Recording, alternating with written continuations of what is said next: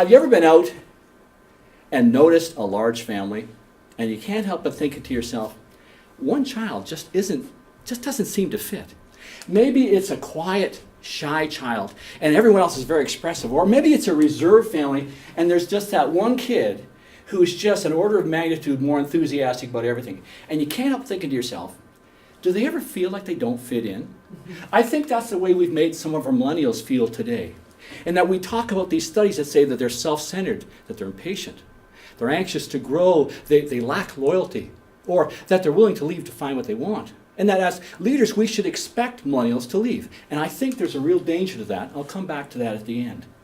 But even Facebook calls these studies confusing, even contradictory. So where are we to go as leaders?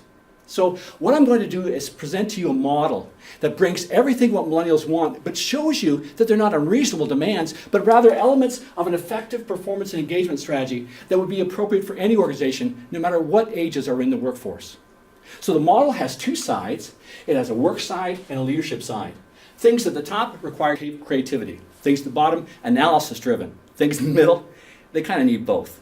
All right? And both sides have a timeline, past, present, future, and in leadership, initial, and a fully developed leadership model. So let me go through it. It has 9 elements, and they're all important in terms of bringing together an environment that engages everyone, not just millennials. So let's get started. Let's look at it. Let's start about how we engage people in value creation. And we do that through processes and innovation. And processes are how we deliver outcomes. We have unique and reliable processes that deliver value. At the same time, we're looking for new ways, new ideas, cutting costs, so that the future is more sustainable. So that's innovation. And millennials want to be involved in both. They're both important. And they want their ideas respectfully considered, not curtly dismissed. But if you think about it, managing processes and innovation is almost opposite. Processes, you need reliability, consistency, right? You want a degree of uniformity, don't you? You don't want it to be different each time. But innovation, that's the opposite.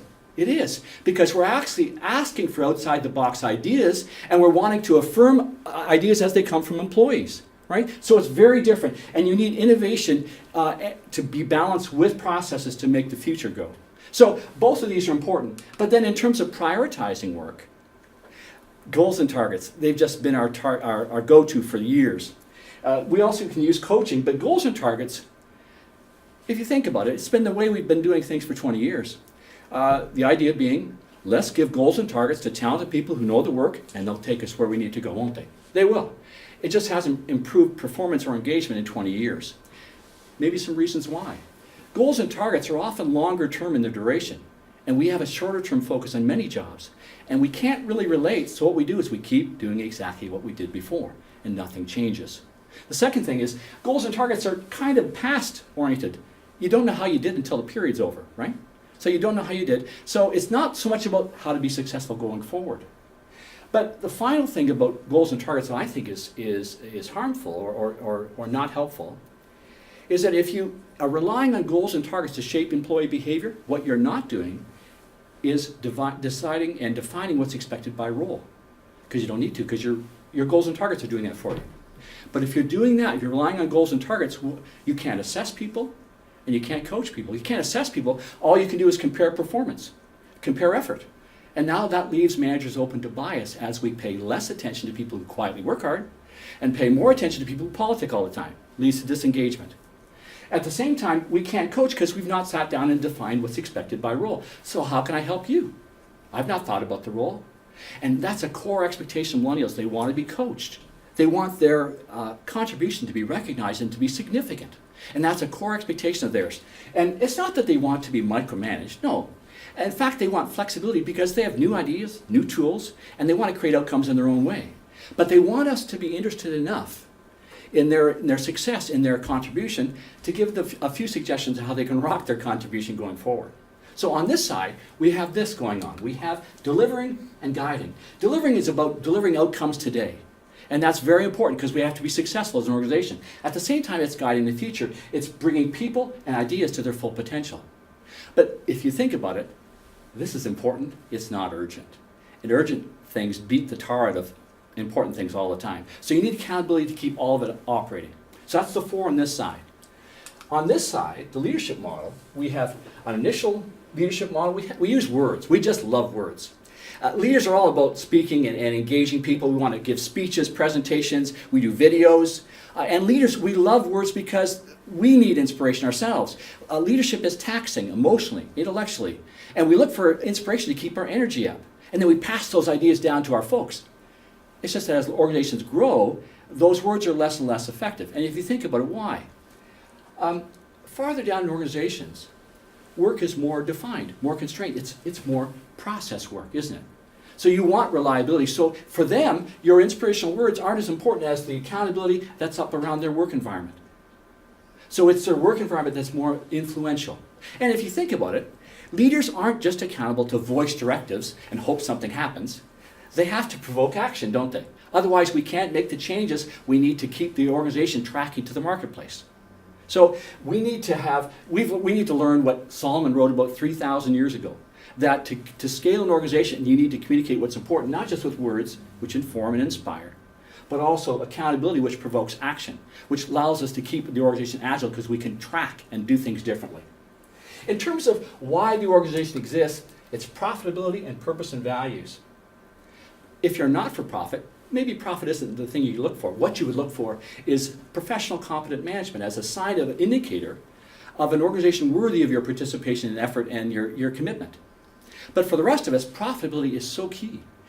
If you think back 20 years, listed all the publicly traded companies from 20 years ago, half those companies don't exist today. They never made the changes that the marketplace demanded. And that's what this agility delivered by accountability will provide for us. And it's so important. Why? Millennials want growth prospects. And your organization has to be successful in the marketplace to offer that. So they want to build careers. At the same time, they don't just want profitability to be the only thing that makes the organization work. They want the world to be a better place. They want, and you know this to be true, they want a community, a cause, the world somehow better. They expect their work hours to be an investment that should return a degree of fulfillment. They should be proud of the organization when they go talk about it with their friends and family. All right? So on this side, and at the same time, we also have values. Because how can you care about the whales and the world and treat your people terribly? It doesn't make sense. So they want that to be consistent. So over on this side, we've got an organization that is winning in the marketplace, and it continues to track with the marketplace because it's got agility through accountability. And so it can offer growth prospects and career building prospects. At the same time, it's fulfilling to a degree. So I'm proud about it. I feel good about working there. It's making the world a better place. And it's not that work-life balance or non-work activities or flexible accommodation, those are important to millennials as well. But that's more about how they relate to the work environment. And I think our job as leaders is to create the work environment they relate to, right? So that's what we're talking about. But you know, there's one more thing, one element, the last one, that if we don't have it, this all falls apart. And it's an above average demonstration of collectively respectful and transparent leadership. Millennials want to be treated with respect, and they expect that. A level of human dignity in the words of Abraham Lincoln. They want to trust their leaders. They don't expect perfection, but they expect a degree of transparency and integrity so they can trust them. At the same time, it needs to be collectively consistent, above average across the board. And here's why. We used to think as leaders, have a few bad leaders, a few good ones, we're okay, we'll get where we need to go. It doesn't take us where we need to go now. What happens is that if we leave a few bad leaders in place, what millennials and everyone else in the workforce does is they look at those few leaders and they're dictatorial, they're demeaning, they're disrespectful, but they're delivering results. And we leave them in place and they think to themselves, if senior management were serious about their purpose and values, those people would not be here. Or maybe they wouldn't be leading here at least. And because they are, it's results by any means is what's important. And all those nice words, the inspirational phrases and those purpose and values, that's just window dressing, it's not real. And once I realize it's not real, I stop believing. And once I stop believing, I stop contributing and engaging to the degree I would before. And maybe millennials start to look for an organization that is truly winning and fulfilling. And maybe that's a part of that loyalty issue that the studies found. But I think this is so important. And what we talk about a lot as leaders is personal influence, how you can influence people. This isn't about that. This is about the opposite. This is about how the group, the whole management team influences their team. And so I actually wrote a book about that. It's called The Lincoln Authority. And it's about the importance of collective leadership and how everyone needs to have a base level of respectful, effective leadership to keep engagement up. And I wrote it, it's on Amazon, it's a resource if you're learning, it's a guidebook to those behaviors. But let's use the model. If you think about a financially driven, a multinational you see in the news all the time, here's what is modeled. And the yellow is what's important. So we got goals and targets, and we're cascading goals and targets to all the different roles. We're using balanced scorecard and those kinds of tools.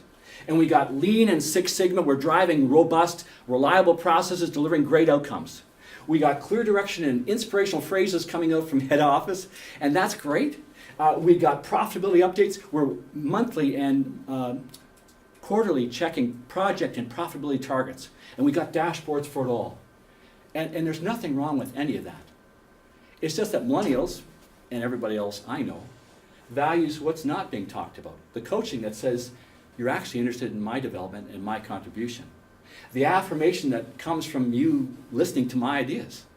It's accountability that keeps teams and leadership teams performing at a high level. And it's words, inspirational words made active and real by some tangible expressions in the community.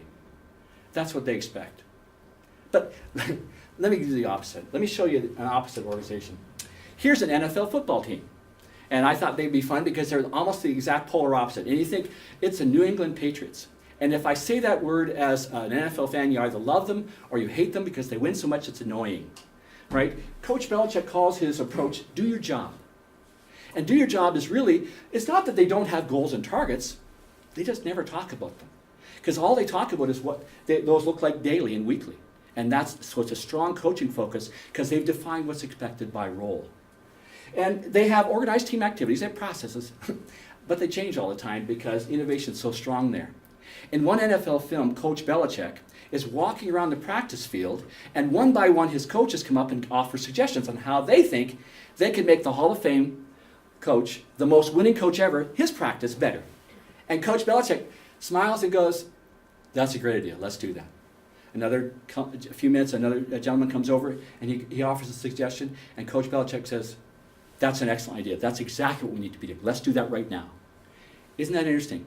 He's the most winning coach ever, and he's still looking for ideas from his people every single day. In fact, in terms of a demonstration of respectful, transparent leadership, in that same film, on camera, he says, I make mistakes all the time.